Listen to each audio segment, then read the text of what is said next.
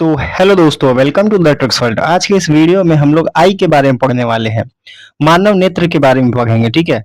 और इस वीडियो में जितने भी गवर्नमेंट एग्जाम्स रिलेटेड क्वेश्चंस हैं सारे कवर किए जाएंगे, तो बने रहते हैं अंत तक। देखिए, सबसे पहले बात आता है कि अध्ययन को क्या कहते हैं, नेत्र के अध्ययन को क्या कहते हैं। तो इसको कहते हैं ऑप्थाल्मोलॉजी कहते हैं, ऑप्थाल्मोलॉजी कहते हैं, ठीक है। जिसका वजन होता है 7 से 8 ग्राम। क्लियर है? अगर तौलेंगे तो 7 से 8 ग्राम का निकलेगा। क्लियर है? एक वयस्क मनुष्य में। और इसकी अगर व्यास की बात करें तो 2.3 से 2.5 सेंटीमीटर का होता है इसका व्यास। मेगापिक्सल कितना होता है आंख का? तो 576 मेगापिक्सल का होता है। क्लियर है? और आंख से निकलता है आंसू। तो कहां से निकलती है? तो अश्रु ग्रंथि से निकलती है, अश्रु ग्रंथि, जिसको लैक्रिमल ग्लैंड्स कहते हैं इंग्लिश में। इसमें क्या रहता है? तो इसमें जिंक रहेगा, लाइसोजाइम एंजाइम रहेंगे जो बैक्टीरिया को मारता है। क्लियर है? और ये देख सकते हैं कि ये जो अश्रु ग्रंथि है, लैक्रिमल ग्लैंड है, वो आंख के जस्ट ऊपर होता है और यहाँ पे एक छोटा सा छिद्र होता है। आंख को आप अपने आंख को थोड़ा सा ऊपर करके देखेंगे तो हल्का सा छिद्र यहाँ पर नजर आएगा जहां से आंसू निकलता है। क्लियर है? आप देख सकते हैं मिरर में। चलिए आगे बढ़ते हैं। आंखों की संरचना के बारे में अगर देखें कि आंख कैसे बने हैं, कौन कौन से पार्ट हैं, तो हम इसको बहुत सारे पार्ट में डिवाइड करके पढ़ेंगे। सबसे पहले हम लोग पढ़ेंगे बाहरी परत, फिर मध्य परत और फिर आंतरिक परत, ऐसे करके पढ़ेंगे ताकि पढ़ने में आसानी रहे। क्लियर है? तो 3 परतों में विभाजित करके हम पढ़ने वाले हैं। सबसे पहला अगर हम देखेंगे तो बाहरी परत में क्या जाता है? स्क्लेरा कहते हैं, इसको श्वेत पटल कहते हैं। श्वेत पटल ये आप देख सकते हो, जो ऊपर का सफेद वाला भाग होता है, इसी को कहते हैं स्क्लेरा, हिंदी में श्वेत पटल। क्लियर है? यह आंख का सफेद और सख्त भाग होता है, ये अपारदर्शी होता है और ये आंखों को आकार देने का और सुरक्षा देने का काम करता है। श्वेत पटल ये कैसा होता है? तो अपारदर्शी होता है। ठीक। सेकंड आता है कॉर्निया। ये कॉर्निया को देख सकते हो, उठा हुआ भाग को ही कॉर्निया कहते हैं, जो आंखों के ऊपर उठा हुआ भाग रहता है। और देखिए, ये श्वेत पटल का सामने वाला उभरा हुआ भाग होता है, ये पारदर्शी होता है। कैसा होता है? ये पारदर्शी। और जो स्क्लेरा है वो अपारदर्शी होता है। और कॉर्निया कैसा होता है? तो पारदर्शी होता है। आंख में प्रकाश कॉर्निया से ही प्रवेश करता है, यहीं से प्रकाश जो होता है आंखों में प्रवेश करता है। क्लियर है? अब एक बात देखते हैं कि जब आई नेत्र दान किया जाता है तो ये कॉर्निया ही दान किया जाता है। नेत्रदान यानी कि आई डोनेशन में क्या होता है कि केवल कॉर्निया को ही दान किया जाता है। क्यों? इसमें रक्त वाहिकाएं भी नहीं होती है। ठीक है, इसमें रक्त वाहिकाएं नहीं होती है और केवल कॉर्निया दान किया जाता है, न कि ये पूरा दान किया जाता है, बस ये वाला पार्ट दान कर दिया जाता है। क्लियर है? चलिए अब आगे देखते हैं। एक छोटा सा चीज याद रखेंगे आप कि स्क्लेरा जो रहता है सुरक्षा कवच की तरह काम करता है। कॉर्निया जो रहता है ना, वो प्रकाश का द्वार आप मान सकते हो, क्योंकि यहीं से प्रकाश आंखों में प्रवेश करता है। ठीक, चलते हैं आगे। अब आता है मध्य परत। चूंकि हम लोग 3 पार्ट में बांट के पढ़ने वाले थे, तो पहला परत तो पढ़ लिए, अब आता है सेकेंड यानी कि मध्य परत। इसमें क्या होगा? तो इसमें देखेंगे कि यह परत आंखों को पोषण, सुरक्षा और नियंत्रण प्रदान करती है। क्या इसमें होता है? तो सबसे पहले इसमें रक्त पटल के बारे में बात करेंगे। ये देख सकते हैं आप रक्त पटल, जो कि ब्लू लाइन में है। क्लियर है? नीले रंग में है। इसको कोरोइड भी कहते हैं इंग्लिश में। यह नीले रंग की परत होती है जिसमें रक्त वाहिकाएं होती है। क्लियर है? और यह रेटिना को ऑक्सीजन और पोषण प्रदान करता है। ठीक। दूसरा आता है सिलियरी बॉडी, इसको पक्षाभिकाय भी कहते हैं। यह मांसपेशियों की संरचना है, एक मांसपेशियों की संरचना है। और ये देख सकते हैं इसको, ये वाला पार्ट को कहते हैं, जो लेंस है, जो लेंस को पकड़ के रखता है, उसी को कहते हैं पक्षाभिकाय। ठीक है? यह मांसपेशियों की संरचना होती है। यह लेंस को अपनी जगह पर पकड़ के रखता है और उसकी फोकस दूरी को बदलते रहता है। कैसे बदलता है? तो अगर प्रकाश ज्यादा तेजी से आ रही है या धूप में जा रहे हो तो क्या करेगा कि इसको फैला देगा। ठीक है? फैला देगा। सॉरी, जब अगर प्रकाश में जा रहे हो तो इसको सिकुड़ जाएगा। प्रकाश में जाओगे तो सिकुड़ जाएगा। जब अंधेरे में जाओगे या फिर प्रकाश से वापस नॉर्मल वे में लौट के आओगे तो क्या होगा, ये सिकुड़ेगा। क्लियर है? तो सर ये फैलेगा। बोलने में मिस्टेक हो रहा है। अब यहाँ पे देख सकते हैं तीसरा आता है आइरिस। तो यह आंख का रंगीन भाग यानी कि काली, भूरी और नीली। देखते किसी की काली आंखें हैं तो किसी की भूरी तो किसी की नीली आंखें होती है। क्लियर है? यह रंगीन भाग होता है, इसको आइरिस कहते हैं। और यह प्यूपिल यानी कि पुतली के आकार को नियंत्रित करने का काम करता है ये। और तेज प्रकाश में क्या होगा कि सिकुड़ जाएगा। अभी हम बोल रहे थे ना, तेज प्रकाश में सिकुड़ जाएगा और अंधेरे में जाने पे क्या होता है, ये फैल जाता है आइरिस। देख सकते हैं आधार कार्ड यानी कि जब बायोमेट्रिक वेरिफिकेशन होता है जैसे कि आधार कार्ड, उसमें इसी को स्कैन किया जाता है, आइरिस को ही स्कैन किया जाता है। अब आते हैं पुतली। ये जो ब्लैक वाली भाग आता है वो आता है पुतली जिसको कहते हैं। ये आइरिस के बीच का छोटा सा छिद्र होते हैं जिससे प्रकाश लेंस तक पहुंचती है। यहां से प्रकाश आएगा पुतली से होते हुए और यहाँ पे लेंस ये है तो यहाँ पे जाके पहुंचेगा। क्लियर है? यहां पर तो देख लिए हैं। अब बढ़ते हैं आगे जिसको कहते हैं आंतरिक भाग यानी कि इनर लेयर। तीन पार्ट में पढ़ रहे थे। इनर लेयर जिसको हम लोग कहेंगे रेटिना। ये पार्ट दिख रहा है, ये हो गया आपका रेटिना का भाग। क्लियर है? यहीं पर इमेज बनता है, देख सकते हैं यह आंख का स्क्रीन यानी कि पर्दा है जहां प्रतिबिंब यानी कि इमेज बनने का काम होता है। रेटिना पर बनने वाला प्रतिबिंब हमेशा वास्तविक रहेगा और उल्टा बनेगा। ठीक है, मतलब रेटिना पे हमेशा उल्टा बनेगा। क्लियर है? लेकिन दिमाग जो रहता है उसको सीधा कर देता है, ब्रेन जो रहता है उसको सीधा करके देखता है। और यह प्रकाश संवेदी कोशिकाओं यानी कि फोटो रिसेप्टर सेल से बनी रहती है। क्लियर है? रेटिना कौन सी सेल से बनी रहती है, तो फोटो रिसेप्टर सेल से बनी रहती है। रेटिना में दो प्रकार की प्रकाश संवेदी कोशिकाएं रहती है। पहला जो रहता है रॉड कोशिकाएं रहती है और दूसरा जो रहता है कोन यानी कि शंकु कोशिकाएं रहती है। यहाँ पे देखने वाली बात यह है कि यह कम रोशनी यानी कि रात में देखने में हेल्प करती है। इसमें रोड्स रोड्स रोडो इसमें रोडोप्सिन पिगमेंट होता है।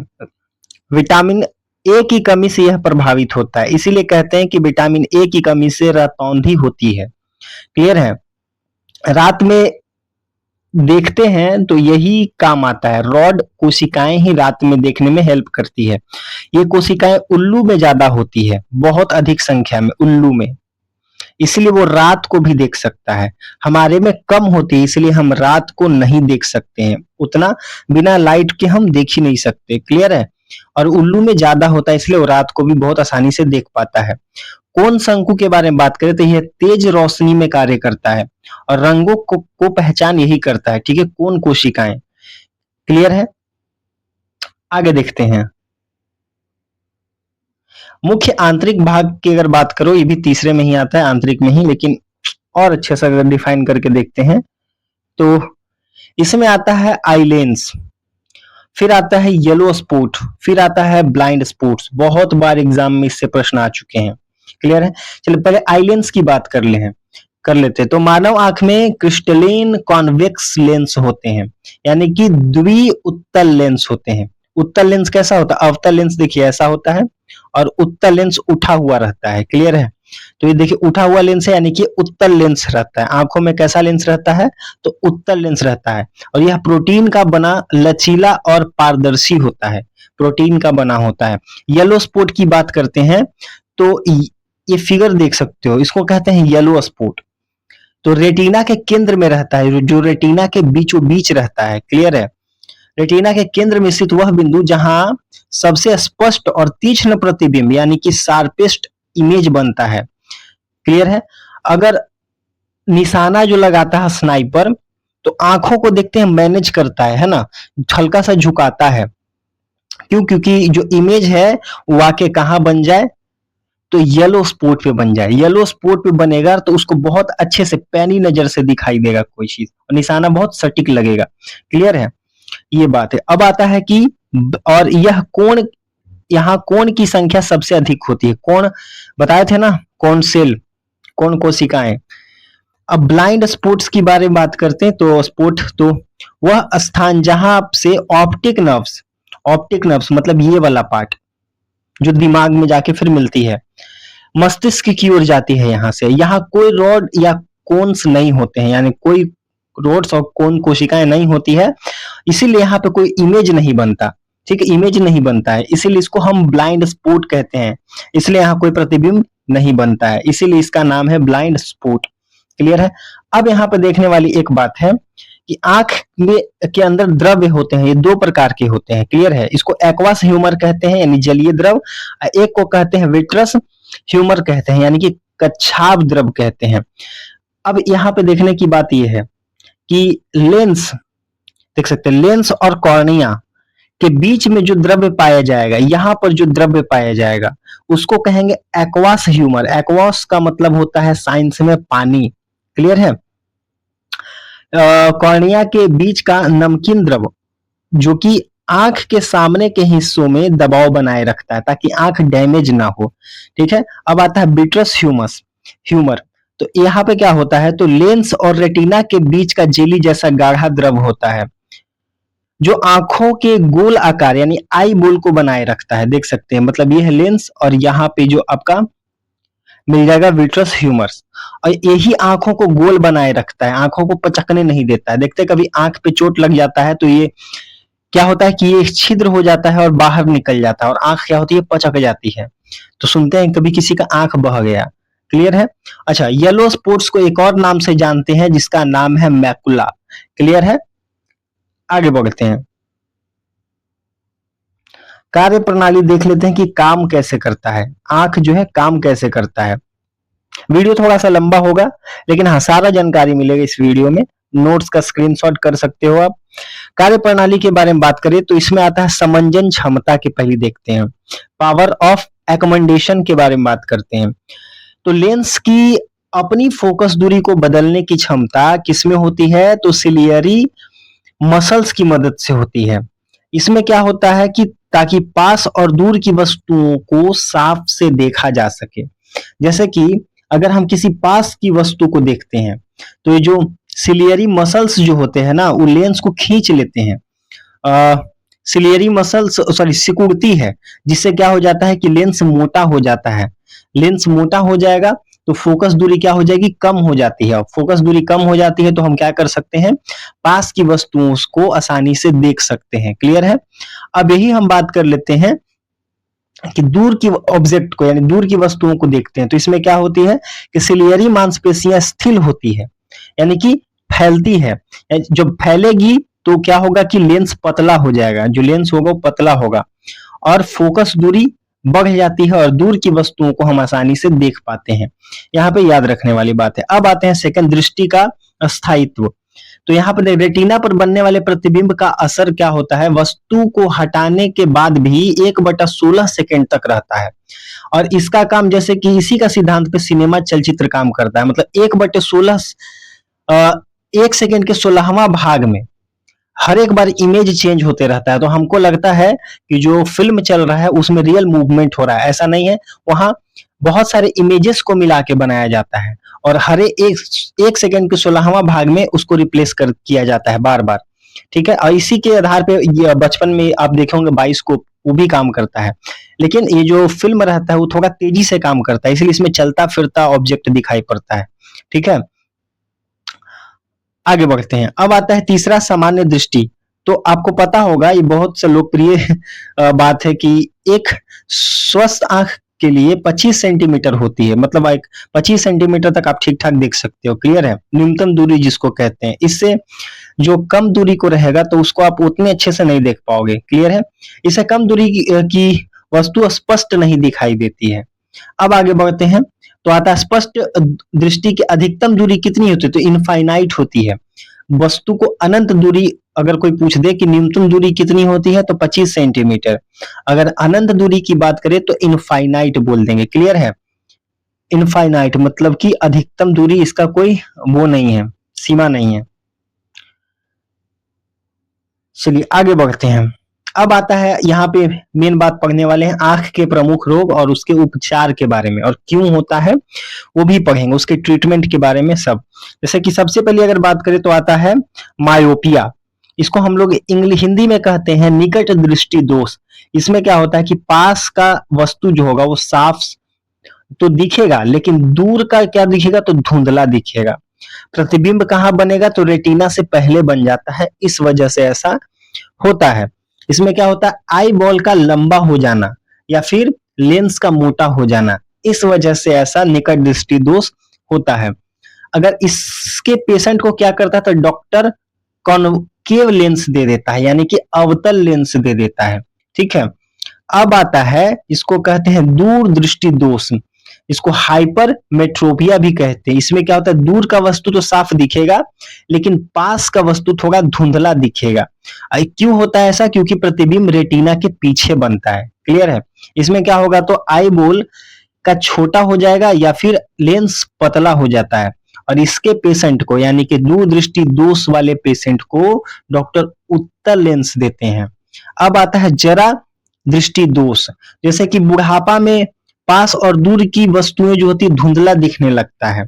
ठीक है, इस किसके कारण होता है, तो सिलियरी मसल्स जो रहता है वो कमजोर हो जाता है, तो लेंस कैसा हो जाता है, कड़ा हो जाना। सिलियरी मसल्स जब कमजोर हो जाएगी उम्र बढ़ने के हिसाब से, तो क्या होगा कि वो फैलने सिकुड़ने का काम कम कर देगा या न के बराबर करेगा। ठीक, और इसके पेशेंट को बाइफोकल लेंस दिया जाता है, जिसको द्विफोक्सी लेंस कहते हैं। एक तरफ अवतल दर्पण, एक तरफ उत्तल लेंस रहेगा और एक तरफ अवतल लेंस रहेगा। क्लियर है, ताकि आपको स्पष्ट दिखाई दे। अब आता है जिसको कहते हैं कि अबिंदुकता कहते हैं, और इसमें क्या होगा, तो क्षैतिज यानी कि हॉरिजेंटल और ऊर्ध्वाधर यानी कि वर्टिकल रेखाओं में अंतर न कर पाना, पता ही नहीं चलेगा। इसमें क्या होता है, तो कॉर्निया का आकार असमान हो जाता है, और इसके पेशेंट को सिलेंड्रिकल लेंस दिया जाता है, बेलनाकार लेंस दिया जाता है। पांचवा बीमारी और सबसे फेमस बीमारी होता है मोतियाबिंद। क्लियर है, लेंस का धुंधला या अपारदर्शी हो जाना, इसमें इस वजह से मोतियाबिंद बीमारी होता है। क्लियर है, ये लक्षण है हो जाना, जिससे दिखना बंद हो जाता है। ये कब होता है, तो उम्र जब बढ़ती है या फिर प्रोटीन का जमने लगता है, तो ऐसा कंडीशन होता है। ये क्या करता है, तो डॉक्टर सर्जरी करते हैं और लेंस को बदल देते हैं, मोतियाबिंद जिसको होता है। एक होता है ग्लोकोमा, इसको काला मोतिया भी कहते हैं हिंदी में। इसमें क्या होता है, तो ऑप्टिक नर्व्स डैमेज हो जाता है, जिसमें अंधापन भी हो सकता है, यानी आदमी को नेचुरली रूप से देखना बंद हो जाएगा।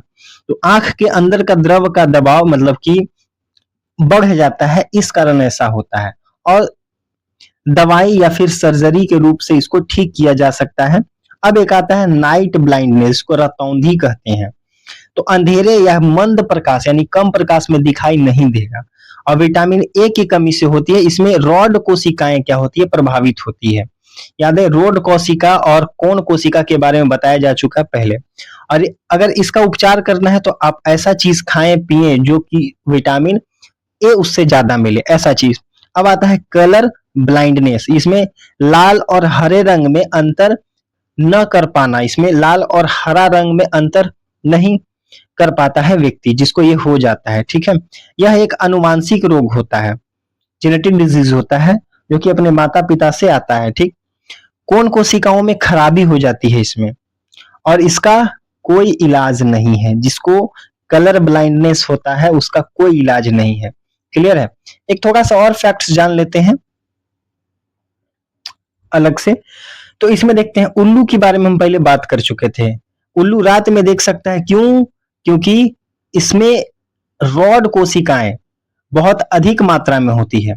क्लियर है, रॉड कोशिकाएं के बारे में बात की थी कि कम रोशनी यानी कि रात में देखने में मदद करता है, क्योंकि इसमें एक पिगमेंट पाया जाता है, रोडोप्सिन पिगमेंट पाया जाता है। मुर्गा को देखिएगा तो जल्दी सुबह उठ के बांध देवे लगता है। ठीक है, तो मुर्गा में सुबह जल्दी उठ जाते हैं, क्योंकि उनकी आंख में कोण कोशिकाएं यानी शंकु कोशिकाएं अधिक सक्रिय होते हैं।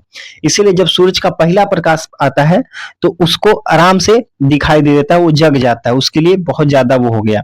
क्लियर है, इसलिए वो रात में ज्यादा घूमता नहीं है और सुबह ही ये चिल्लाना शुरू कर देगा।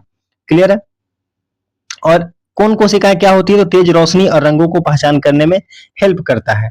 अब देखें कि बिल्ली हो गया, कुत्ता हो गया, जैसे कि बिल्ली के प्रजाति के जंतु, इसमें क्या होता है कि रात में इनकी आंखें चमकती है। तो इसमें टैपटम ल्यूसीडियम नाम का एक क्रिस्टल होता है, यानी कि एक पदार्थ होता है जो कि प्रकाश का परिवर्तित करती है, जिसके कारण इसका जो होता है आंखें चमकती है। क्लियर है। अब चौथा नंबर पे देखते हैं तो प्रकाश की तीव्रता को नियंत्रित करने वाला भाग आइरिस हो गया, और आंखों में प्रवेश करने वाले प्रकाश के अपवर्तन यानी कि रिफ्रैक्शन का अधिकांश भाग कॉर्निया की बाहरी सतह पर होता है। ठीक, आज का वीडियो यहीं तक रहने वाला है। अगर ये वीडियो आपको पसंद आए तो लाइक जरूर करें। वीडियो लंबी है लेकिन जानकारी आपको सभी प्रकार की मिल चुकी है। चलिए।